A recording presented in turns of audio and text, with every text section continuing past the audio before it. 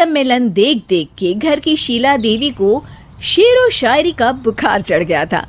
अब वो सीधे मुंह किसी को जवाब ही नहीं देती थी। उनके पति और उनका बेटा तो काम करने घर से बाहर चले जाते थे और उनकी शायरी झेलनी पड़ती थी बहू रेणु को। अब सास बोलती नहीं, अर्ज करती थी, संदूक पे रखी संदूक, संदूक में रखे झुमके, बहू झुमके निकाल के दे मेरे, कहाँ लगा रही है ठुमके।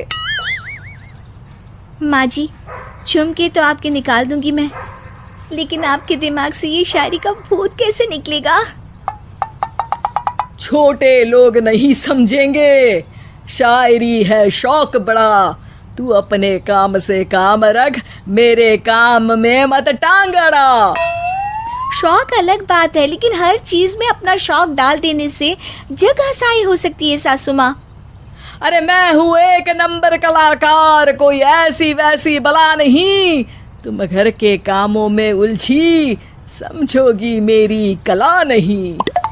ठीक है माँ जी, आप नहीं समझती तो कोई बात नहीं, लाओ मैं आपके झुमके ही निकाल कर दे देती हूँ।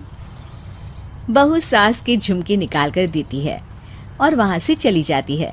शाम को बहू अपने पति से शिकायत करती है, सुनिए जी, आप माँ को कुछ समझाते क्यों नहीं? अरे क्या समझाना है माँ को? अरे अपनी शायरी थोड़ी कम करे ना।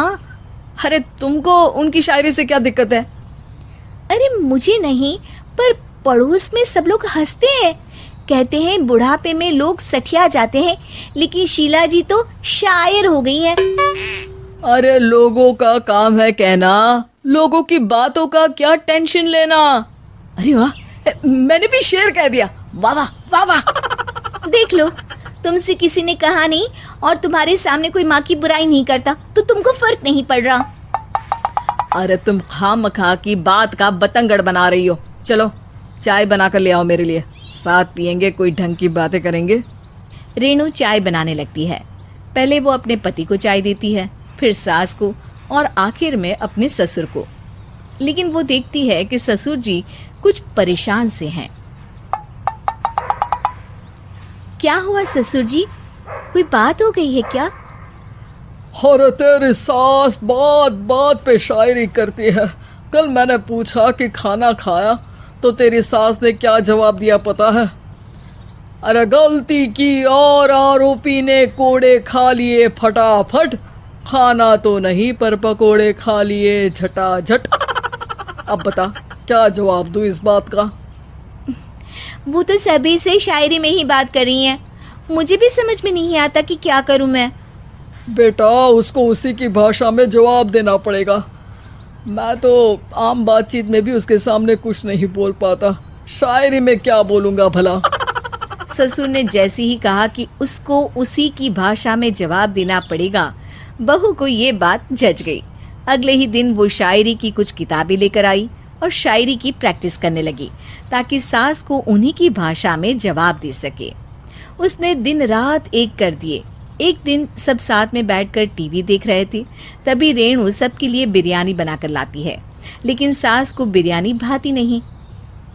कौवा करता काऊ काऊ, चिड़िया बोलती ची ची, इतना खराब बिरयानी बनाई है कि मुंह से निकले छी छी। बस इसी मौके का तो बहू को इंतजार था, क्योंकि अब बहू सास को उसी की भाषा में जवाब देने के लिए तैयार थी। माँ जी, हमको अपनी ये बेकार शायरी ना सुनाइए, जैसी भी बनी है बिरयानी चुपचाप खाइए। ससुर जी और रेणु के पति ने रेणु का जवाब सुनते ही जोर से ताली बजाई और सास ने जब रेणु का शायराना जवाब सुना तो उनके गले में बिरयानी अटक गई। बहू ने एक और शायरी का तीर छोड़ा। शायरी में बहू के सामने सास हो जाएगी ढेर, क्योंकि सास मारेंगी एक शेर तो बहू मारेगी 1.25 शेर।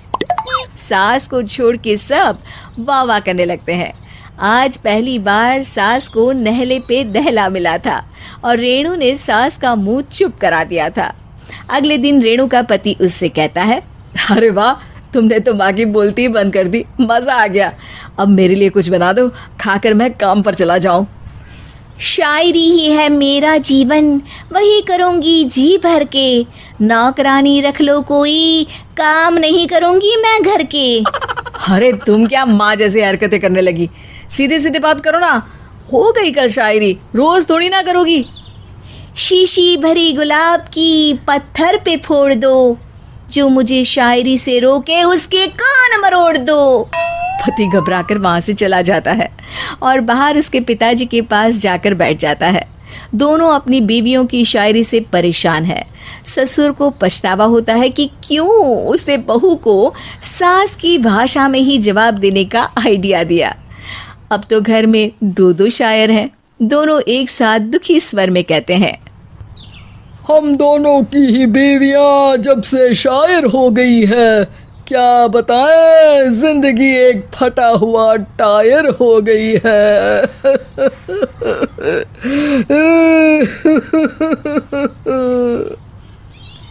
हम दोनों की ही बीवियां जब से शायर हो गई है, क्या बताए जिंदगी एक फटा हुआ टायर हो गई है।